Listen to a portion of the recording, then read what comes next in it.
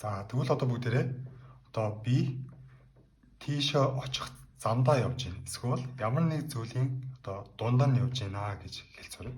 За тэрийг болохоор төсөө зам гэдгийг way гэдэг. Way гэдэг маань зам гэсэн үг. Тэгэхээр гэж хэлнэ. I'm би ам гингүүдээ on хэрч одоо нэг зүйл дээр гэсэн үг тийм үү? Гингүүдээ I'm on my way гэснэ to home гэдэг ч юм уу. За энд заавал to байдаггүй л дээ. I'm on my way home гэх юм бол би одоо гэрт way home хэрэг зам гэр гэдэг нийлээд гэрлөө очих зам гэсэн үг утгатай болж байгаа юм л да. Тэгээд I'm on my way хэрэг би өөрийнхөө тэр зам дээр нь байна. Угаасаа өгчлээд орчуулсан ч гэсэн яг утга нь гарч ирж байгааз би харих замдаа явж байна гэсэн үг.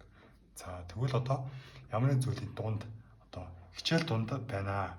Хичээл дунд уцаа ангуудаа хичээлтэй байна гэх юм бол I am гингүүдээ тэр яг зүйлийн дундаа нь ингээд дотор нь байна гэж байгаа учраас одоо болохоор зам дээр гэдэг шиг on биш in гэдгийг оруулаад am in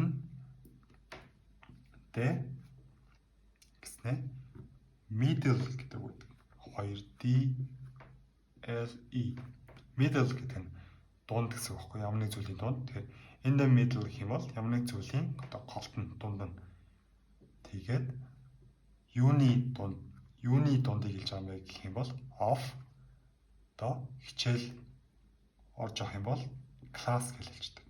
Class гэдэг нь ерөнхийдөө анги гэсэн үг. Тэгэхээр одоо хичээл орж байгааг одоо classтай байна, class байж байна гэсэн утгаар хэлдэг. Тэгэхээр middle of class гэхээр ангийн дунд буюу хичээл дундаа байна гэсэн юм үг бол.